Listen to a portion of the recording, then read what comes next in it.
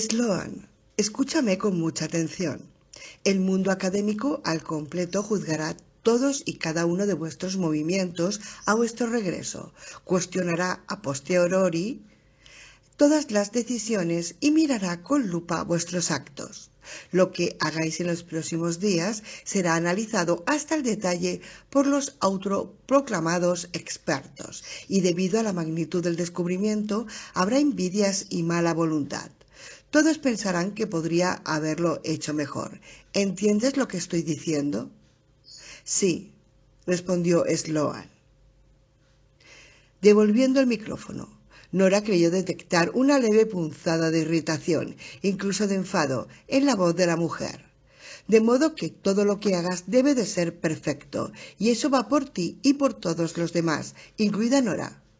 Lo entendemos, contestó Nora. El descubrimiento más importante desde Chaco, repitió Goddard. Una vez más, se produjo un largo lapso de interferencias, seguido de unos cuantos zumbidos y de silbidos electrónicos. ¿Está usted ahí?, preguntó Nora al fin. Eso creo, respondió Goddard con una risilla, aunque debo admitir que tendría que pellizcarme para estar seguro. Nora, no puedo decirle cuántos elogios y parabienes merece, tanto usted como su padre. Gracias, doctor Goddard, y gracias por tener fe en mí. Bien, querida Nora, estaremos esperando su transmisión mañana por la mañana a la misma hora. Tal vez entonces pueda facilitarme más datos concretos sobre la ciudad. Sí. Adiós, doctor Goddard. Le devolvió el micrófono a Holroyd, que apagó el transmisor y empezó a cubrir el equipo electrónico con una lona para protegerlo. Nora se volvió y descubrió que Sloan tenía la mirada perdida en su equipo de escalada y una expresión adusta en la cara. ¿Te pasa algo?, le preguntó Nora. Sloan se echó una cuerda enrollada al hombro y contestó: Estoy bien, es solo que nunca confía en que pueda hacer algo bien. Incluso estando a 1200 kilómetros de distancia, cree que él lo haría mejor. Sloan echó a andar, pero Nora la detuvo colocándole una mano en el brazo. No seas tan dura con él. La advertencia iba dirigida tanto a mí como a ti. Él confía en ti, Sloan, y yo también. Sloan la miró unos segundos. Luego la expresión ceñuda desapareció de su rostro para dar paso a una perezosa sonrisa. Gracias, Nora, dijo. 28. Skip se detuvo en lo alto de la cuesta y una súbita nube de polvo envolvió el coche, para luego dispersarse en el cálido cielo de la tarde. Era un seco día de junio, el típico día justo antes de la llegada de las lluvias del verano. Un cúmulo de nubes solitario se arrastraba perezosamente por encima de las montañas Gémez. Por un momento decidió que lo mejor sería dar media vuelta y regresar a la ciudad. La noche anterior había despertado de golpe con una idea en la cabeza. Tarver seguía sin aparecer y aún sin saber por qué, Skip todavía se sentía responsable de su desaparición. Así pues, para combatir aquellos remordimientos, había decidido tomar al perro de Teresa, Teddy Bear, bajo su protección. Al fin de cuentas, Teresa había sido asesinada en su casa, en el rancho de los Kelly, y ¿quién mejor para cuidar de su perro que su vieja amiga y vecina Nora? Sin embargo, lo que le había parecido una idea genial ahora no parecía tan interesante. Martínez había dejado muy claro que la investigación seguía abierta y que él no debía de ir a la casa. Bueno, lo cierto es que no pensaba ir a su casa, sino a la de Teresa. Aún así, Skip era consciente de que podía meterse en infinidad de problemas, pero el mero hecho de estar allí.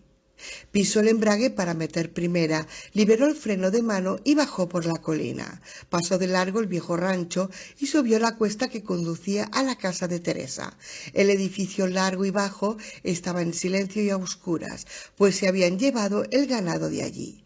Quienquiera que lo hubiese hecho, seguramente también se habría llevado a Teddy Bear, pero en cualquier caso, él ya estaba allí.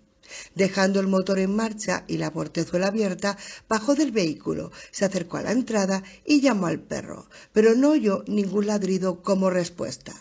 Subió los escalones del porche. La vieja puerta mosquitera, cubierta con numerosos agujeros tapados con cinta aislante, estaba cerrada. Levantó la mano instintivamente para golpearla, pero se detuvo en seco. «Teddy Bear», insistió volviéndose. Se sorprendió mirando hacia abajo en dirección al rancho de las Cabrillas. Puede que el perro hubiese ido hasta el caserón, echó a andar hacia el viejo sendero y luego detuvo sus pasos. Se llevó la mano al cinturón para acariciar la empuñadura del viejo revólver de su padre. Era muy grande y aparatoso y producía un estruendo como el de un cañón, pero lograba acabar con cualquiera que fuese su objetivo. Solo lo había disparado una vez y por poco se fractura la muñeca. En aquella ocasión los oídos estuvieron zumbándole durante 2 días. Sintiéndose más seguro, siguió avanzando por el camino de tierra y luego dio un rodeo para acercarse a la parte trasera del rancho. Teddy, viejo chucho!, gritó con voz afectuosa. Subió al portal. Atravesó el marco sin puerta y entró en la casa. La cocina, una habitación cochambrosa, estaba completamente en ruinas, con el techo destrozado y unos agujeros que parecían millones de ojos observándole desde las paredes. En el otro extremo de la habitación vio una cinta amarilla que había colocado la policía para señalar la escena del crimen e impedir la entrada a la sala de estar. Desde allí, varias hileras de pequeñas huellas de color negro violáceo conducían a la puerta de la cocina. Con cuidado de no pisarlas, dio un paso hacia adelante. Primero percibió el intenso olor, seguido del clamor de las moscas. Retrocedió instintivamente, haciendo arcadas. Luego respiró hondo, se acercó con sigilo a la cinta amarilla y se asomó al salón. Un charco enorme de sangre se había coagulado en el centro de la estancia, filtrándose entre las rendijas de los tablones de madera que faltaban en el suelo.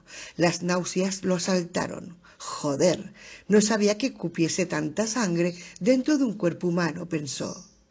Parecía extenderse en regueros retorcidos y excéntricos que llegaban casi hasta las paredes opuestas, y en los márgenes se veían pequeñas huellas de animales.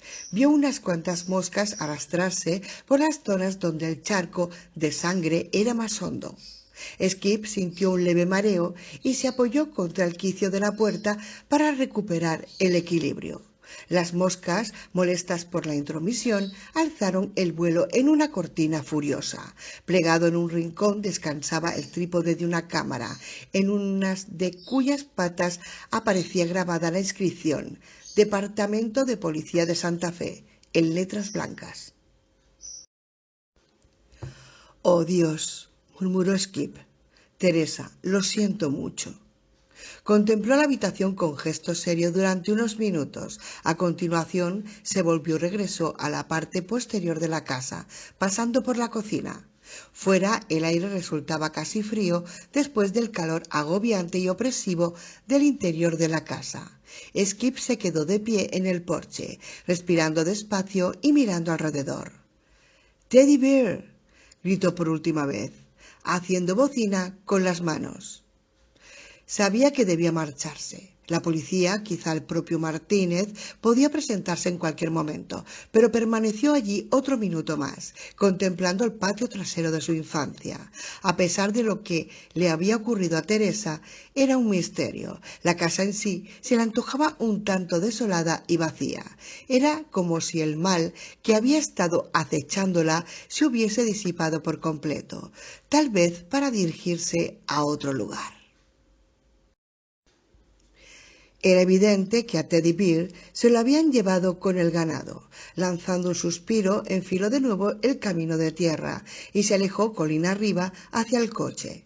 Era un Plymouth Fury del 71, que había pertenecido a su madre, de color verde aceituna gastado y con manchas de oxidación por todas partes, pero a pesar de todo era una de sus posesiones más preciadas. El parachoques delantero, con sus pesados dientes de cromo, se torcía ligeramente a la izquierda y le daba una apariencia grotesca y amenazadora. En la carrocería llevaba el número de abolladuras, suficiente para hacer saber a los demás conductores que ya no le importaba una más o una menos. Allí, sentado en el asiento del conductor, encontró a Teddy Bear. Tenía la monstruosa lengua fuera, colgando por el calor, y estaba babeando saliva por todo el asiento, pero parecía estar bien. «Teddy Bear, viejo granuja», exclamó Skip. El perro aulló y le babeó encima de la mano. «Apártate de ahí. Soy el único que tiene carnet de conducir». Echó a un lado al perro de 45 kilos, lo colocó en el asiento del copiloto y se puso detrás del volante. Tras dejar el arma en la guantera, Skip puso primera y maniobró para enfilar de nuevo el camino de tierra. Advirtió que se sentía mejor de lo que se había sentido en todo el día. Curiosamente, pese a lo deprimente y lo trágico de la escena, se alegró de haber realizado aquel peregrinaje. Empezó a planear mentalmente el resto de la tarde. Para empezar, tendría que comprar comida para perros. Aquello le desbarataría su escaso presupuesto, pero no le importaba. Luego se pasaría por el Noodle Emporium para llevarse un poco de mi fun de Singapur al curry, y finalmente estudiaría el libro sobre los estilos de cerámica Anasazi que Sonia Rowling le había dado 2 días antes. Era un texto fascinante y sorprendentemente se había quedado levantado hasta tarde por su culpa, absorto en la lectura, subrayando fragmentos y anotando comentarios en el margen. Hasta se le había olvidado abrir la nueva botella de mezcal que tenía en la mesa de la sala de estar. El coche pasó traqueteando por encima de la valla protectora y Skip se incorporó a la carretera principal, dirigiendo al Fury hacia la ciudad y dando gas al motor, ansioso por alejarse del rancho cuanto antes. El perro asomó la cabeza por la ventanilla y sustituyó el aullido grave por un resoplido y un babeo impaciente. La brisa se llevó consigo los hilillos de saliva que pendían de su boca. Pensando en cómo unir fragmentos de cerámica, Skip bajó por la colina hacia Fox Run, mientras la desértica carretera iba desapareciendo y las conexiones con los campos de golf construidas con macadam, perfectas y bien cuidadas, ocupaban su lugar. A medio kilómetro, al final de la larga cuesta abajo, la carretera viraba bruscamente antes de pasar junto al edificio del club de golf. Cuando era muchacho, Skip había conducido la bicicleta de montaña de su padre justo por los terrenos donde ahora se hallaba aquel edificio. De eso hace ya 10 años, pensó. Por aquel entonces no había ni una sola casa en 5 kilómetros a la redonda, mientras que ahora albergaba 72 hoyos de golf y 600 casas unifamiliares. El enorme coche ganó velocidad y se acercó a una curva muy pronunciada. Concentrándose de nuevo en los fragmentos de cerámica, Skip apretó el pedal del freno. Le sorprendió que el pedal se hundiera sin ofrecer resistencia en el suelo metálico del vehículo. De inmediato se incorporó en el asiento, mientras la adrenalina fluía por su cuerpo. Apretó el pedal de nuevo, esta vez con más fuerza, pero siguió sin surtir el efecto deseado. Miró al frente con los ojos muy abiertos, alerta. Medio kilómetro más adelante, la carretera giraba a la izquierda, sorteando un gigantesco montículo de basalto que sobresalía del desierto. Skip leyó con absoluta claridad la placa de metal que había clavada en el montículo. Club de Campo Fox Run. Peligro. Zona de paso de golfistas. Miró el indicador de velocidad. 99 kilómetros por hora. No tenía tiempo material de tomar la curva. Derraparía y daría una vuelta de campana. Podía intentar poner marcha atrás, pero probablemente de ese modo solo conseguiría perder el control del vehículo y chocar contra el montículo. Desesperado, recurrió al freno de emergencia. Se produjo un súbito tirón, se oyó un fuerte chirrido y el olor a hierro quemado impregnó el coche. Asustado, el perro cayó hacia adelante y dio un fuerte aullido. Skip distinguió a un grupo de golfistas de pelo blanco con un green cercano, que de repente volvieron la cabeza y observaron boquiabiertos cómo pasaba el coche a toda velocidad. Alguien bajó de un salto de un carrito de golf y echó a correr hacia el edificio del club. El volante empezó a dar sacudidas en las manos de Skip y éste vio cómo perdía el control del vehículo. La enorme piedra de basalto apareció ante sus ojos, a escasos segundos de distancia. Dio un brusco volantazo hacia la izquierda y el coche comenzó a girar, realizando un amplio ángulo, hasta dar una vuelta completa y luego otra más.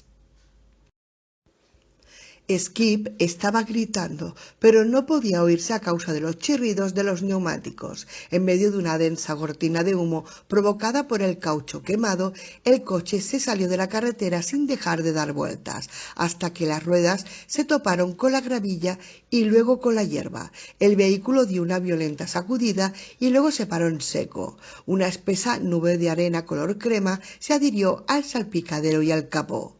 Skip permaneció inmóvil en el asiento, con los dedos pegados al volante inerte. Los chirridos de los neumáticos cesaron para dar paso al crujido del metal al enfriarse. Poco a poco se dio cuenta de que el vehículo había ido a parar a un búnker, encorado bruscamente a un lado. Vio ante sus ojos una boca y unas lenguas negras y babeantes de aliento hediondo, mientras Teddy Bear le lamía la cara frenéticamente. A continuación oyó un golpeteo en el parabrisas precedido del sonido de unos pasos y de la conversación inquieta de varios hombres. Chico! Dijo una voz cargada de preocupación. Chico, ¿estás bien? Skip no contestó, sino que se limitó a retirar las manos temblorosas del volante, a agarrar los dos extremos del cinturón de seguridad y a quitárselo despacio de alrededor de su cintura. 29. El resto del primer día de trabajo en Quivira fue excepcionalmente bien. Los miembros principales de la expedición llevaron a cabo sus tareas con una profesionalidad que impresionó y alentó a Nora al mismo tiempo. Sobre todo Black, después de tranquilizarse, estaba confirmando su excelente reputación en el trabajo de campo. En cuanto a Holroyd, con suma rapidez había montado una red de avisos inalámbricos diseñada alrededor de un transmisor central que permitía a los miembros del grupo comunicarse unos con otros desde cualquier parte del yacimiento. Así pues, la fascinación y la magia de Quivira ejerció su poder sobre profesionales y aficionados por igual. Aquella noche, alrededor del fuego, la conversación cesaba espontáneamente y, como si todos fuesen una sola persona, dirigían la mirada hacia las paredes oscuras del cañón, en dirección al hueco invisible donde se ocultaba la ciudad. Al día siguiente, hacia el mediodía, el calor de principios de verano se había sentado en la parte inferior del desfiladero, pero a medio camino de la pared del cañón, bajo la sombra de la roca, la ciudad seguía gozando de una temperatura fresca. Holroyd había trepado por la escala de nylon, se había puesto en contacto con el instituto y había vuelto a bajar sin incidentes para regresar a su tarea de escanear los bloques de adobe con el magnetómetro de protones.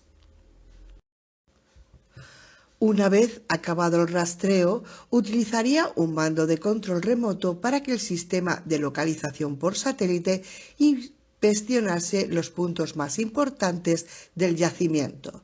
Nora se sentó en el muro de contención que había al frente de la ciudad, cerca de la escala de cuerda que conducía al fondo del valle. Utilizando el sistema de poleas, Bonarotti les había enviado arriba las bolsas del almuerzo y Nora abrió la suya con ansiedad. En su interior había un pedazo de queso de Port du Salut, 4 generosas lonchas de jamón de Parma y un trozo de pan maravillosamente grueso y esponjoso que Bonarotti había cocido en su horno aquella mañana, después del desayuno. Se lo comió todo sin demasiadas ceremonias, regando la comida con un trago de su cantimplora, y luego se puso de pie. Como directora de la expedición tenía que reunir los datos para elaborar un catálogo de las piezas encontradas sobre el terreno y había llegado el momento de echar un vistazo a los progresos de los demás. Echó a andar bajo las sombras de los vetustos muros de adobe hacia el extremo opuesto de la plaza delantera del yacimiento. Allí, cerca de la base del planetario, Black y Smith-Bug estaban trabajando en el enorme vertedero de la ciudad, un montón de basura gigantesco y polvoriento compuesto por huesos de animales, carbón y fragmentos de cerámica. Cuando se acercó a ellos, Smith-Bug sacó la cabeza por una zanja situada al otro lado, con la cara sucia y el pelo revuelto. Sonrió sin querer al ver aquel espectáculo. Aunque no pensaba darle el placer de decírselo, lo cierto es que había empezado a leer el libro que el reportero le había regalado y debía admitir que se trataba de una historia terrorífica y fascinante, a pesar del modo casi milagroso en el que Smith-Bug solía intervenir en la mayoría de los acontecimientos heroicos que describía. La voz de Black retumbó en la pared de la cueva. «Bill, ¿no has terminado con el cuadrante F1 todavía? ¿Y por qué no te lo cuadras tú solito?», rezongó Smith-Bug como respuesta. Black rodeó el vertedero y se acercó a Nora de muy buen humor, con un desplantador en una mano y una escobilla en la otra. «Nora», dijo con una sonrisa, «esto te interesará. No creo que haya habido una secuencia cultural más clara desde que Kidder excavó el vertedero de Pecos, y eso es solo de la fosa de control que excavamos ayer. Ahora estamos terminando de cavar los primeros caballones de la zanja de pruebas». Y el tío tiene la cara dura de hablar en plural. Smith-Bug se apoyó en la pala y le tendió una mano temblorosa a Nora. «Por el amor de Dios, ¿no podría la buena samaritana darle un traguito a este pobre y mísero pecador?». Nora le pasó la cantimplora y el escritor bebió con desesperación. «Ese hombre es un sádico», añadió al tiempo que se limpiaba la boca. «Habría trabajado construyendo las pirámides. Quiero un traslado, jefa». Cuando te incorporaste a la expedición, ya sabías que uno de tus cometidos iba a consistir en cavar y cavar, le explicó Nora, recuperando la cantimplora. ¿Qué mejor modo de hacer que se te bajen un poco los humos? Además, apuesto a que no es la primera vez que tienes que hurgar en la basura para sacar los trapos sucios. «Et tu bruto», suspiró Smith-Bug. «Ven a ver lo que hemos hecho», dijo Black, guiando a Nora hasta una perfecta zanja de pequeñas dimensiones a un lado del vertedero. «¿Es esta la fosa de control?», preguntó la mujer. «Sí», contestó Black. «Un buen perfil, ¿no te parece?». «Perfecto», convino Nora. «Nunca había visto un trabajo tan bien hecho ni unos resultados potencialmente tan valiosos y reveladores». Vio por dónde habían excavado en el basurero, dejando al descubierto docenas de finas capas de tierra marrón y gris y negra, datos que revelaban el modo en que el vertedero había ido creciendo con el tiempo. Los diversos estratos estaban indicados mediante unos banderines numerados y unas banderas aún más pequeñas señalaban los lugares de donde se habían extraído algunos objetos. Junto a la zanja, en el suelo, había montones de bolsas de plástico y tubos de ensayo, cuidadosamente ordenados, cada uno con su propia muestra, semilla, hueso o trozo de carbón. Cerca de allí, Nora vio que Black había instalado un laboratorio portátil de flotación de agua y un microscopio de estereozoom para separar el polen, las pequeñas semillas y los cabellos humanos del detritus. Junto a él había un pequeño sistema de cromatografía de papel para analizar las sustancias solubles. Era una tarea altamente profesional, ejecutada con notable seguridad y rapidez. «Es una secuencia manual», comentó Black. «En lo alto está el pueblo tercero, donde vemos cerámica corrugada y algunos restos de roja. Debajo está el pueblo segundo. La secuencia empieza bruscamente hacia el año 950 después de Cristo. la misma época en que los Anasazi iniciaron la construcción del cañón del Chaco, recordó Nora. Correcto. Bajo esta capa, señaló una capa de tierra color marrón claro. Hay otra de tierra baldía, lo cual significa que la ciudad se construyó de una vez, explicó Nora. Así es, y echa un vistazo a esto. Black abrió una bolsa de plástico y extrajo con cuidado 3 fragmentos de cerámica para colocarlos sobre una superficie de fieltro. Las piezas brillaron débilmente bajo el sol del mediodía. Nora dejó escapar un silbido y murmuró: micacia negro sobre amarillo. ¡Qué bonito! Black arqueó una ceja. Es una pieza insólita. ¿La habías visto antes? Una vez, en mi excavación de Río Puerco. Estaba en pésimas condiciones, por supuesto. Nadie ha encontrado nunca una vasija intacta. El hallazgo por parte de Black de aquellos 3 fragmentos en un solo día de trabajo dejaba constancia de la riqueza del yacimiento. Yo nunca había visto una cosa igual, dijo Black. Es increíble. ¿Han llegado a datar esta clase de cerámica alguna vez? No, solo se han hallado 2 docenas de fragmentos en todo el mundo, y siempre demasiado aislados unos de otros. Tal vez encuentres tú aquí material suficiente para realizar el trabajo. Tal vez, contestó Black, y devolvió los fragmentos a la bolsa usando unas pinzas con la punta de goma. Ahora mira esto. Se agachó junto al perfil del suelo y señaló con el extremo del desplantador una serie de franjas claras y oscuras, dispuestas de forma alternativa. Cada una estaba integrada por distintas capas de cerámica rota. Decididamente, la ocupación del sitio se produjo en función de la estación del año. Durante la mayor parte del mismo no había mucha gente viviendo en la ciudad. Calculo que unas 50 personas, mientras que en verano tenía lugar una gran afluencia. Sin duda, se trataba de un peregrinaje estacional, pero a una escala mucho mayor que el Chaco. Es fácil saberlo por el volumen de vasijas rotas y de cenizas de la chimenea. Un peregrinaje estacional. Me recuerda a lo que comentó Aragón acerca de un viaje ritual a la ciudad de los sacerdotes, se dijo Nora, pero no obstante decidió no contrariar a Black expresando sus pensamientos en voz alta. ¿Y cómo sabes que era verano?, le preguntó. Por la cantidad de polen, respondió Black con desdén. Pero aún hay más.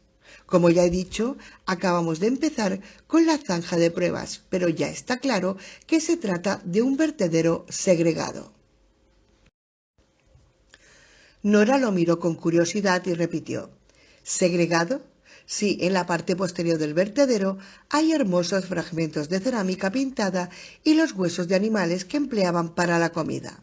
Pavos, ciervos, alces, osos, hay muchísimos abalorios, puntas de flecha e incluso vasijas desconchadas, mientras que en la parte delantera solo encontramos trozos de cerámica corrugada muy toscos y verdaderamente horrorosos. Además, los alimentos de la parte delantera también son distintos. ¿De qué clase de alimentos se trata? Ratas, básicamente, respondió Black. Ardillas, serpientes, un par de coyotes. Mediante el laboratorio de flotación hemos identificado un montón de caparazones de insectos machacados, entre otras partes de dichos insectos. Cucarachas, saltamontes, grillos. Realicé un breve examen con el microscopio y la mayoría parecen tostados. ¿Insinúas que comían insectos?, preguntó Nora con escepticismo. Sin duda. A mí me gustan más los bichos al dente, intervino Smithback haciendo un desagradable sonido con los labios. Nora miró a Black. ¿Y qué explicación tienes para eso? Bueno, nunca se había encontrado nada parecido en los demás yacimientos Anasazi, pero en otros asentamientos esta clase de cosas apuntan directamente a la esclavitud. Los amos y los esclavos comían cosas diferentes y tiraban sus desperdicios en sitios diferentes. Aarón, no hay un solo indicio que sugiera que los Anasazi tenían esclavos. Black le devolvió la mirada y corrigió. Pues ahora sí lo hay. O había esclavitud o estamos ante una sociedad fuertemente jerarquizada, una clase sacerdotal que vivía en la más inmensa opulencia y una clase marginal que vivía en la miseria más absoluta, sin clase media de ningún tipo. Nora contempló la ciudad, silenciosa bajo el sol de mediodía. El descubrimiento parecía poner en entredicho todo cuanto sabían acerca de la cultura Anasazi. Bueno, vamos a mostrar una actitud abierta hasta que contemos con todas las pruebas, dijo Nora al fin. Naturalmente, también estamos recogiendo semillas carbonizadas para realizar la datación con carbono 14 y cabellos humanos para el análisis de ADN. Semillas, repitió Nora. Por cierto, ¿sabías que la mayoría de esos graneros de ahí, detrás, todavía están repletos de maíz y judías? Black se irguió de golpe y respondió: No, no lo sabía. Sloan me lo ha dicho esta mañana. Eso indica que el asentamiento fue abandonado en otoño, en la época de la recolección, y que además se marcharon con mucha precipitación. Sloan pasó por aquí hace un rato, mencionó Black con aire distraído. ¿Dónde está ahora? Nora miró al hombre y contestó: en alguna parte de las cámaras centrales, creo. Está iniciando la exploración preliminar con ayuda de Peter y su magnetómetro. Iré a verla más tarde, pero ahora será mejor que vaya a ver qué hace Aragorn. Black guardó silencio con aire pensativo unos instantes y luego se volvió y puso la mano en el hombro de Smithback. ¿Qué? ¿Te apetece acabar el cuadrante F1, amigo basurero? La esclavitud todavía existe, gruñó Smithback. Nora se llevó la radio a los labios y dijo: Enrique, soy Nora, ¿me recibes? Alto y claro, respondió al cabo de un momento. ¿Dónde estás? En el callejón que hay detrás de los graneros. ¿Qué estás haciendo ahí? Se produjo un nuevo silencio. Será mejor que lo veas tú misma. Ven por el lado oeste. Nora rodeó la parte trasera del basurero y pasó junto a la primera torre. Aragorn, y su prudencia característica, pensó: ¿por qué no podía contestarle y decirle lo que ocurría sin más? Tras pasar la torre, enfiló el pequeño pasadizo que se deslizaba por detrás de los graneros hacia la parte posterior de la cueva.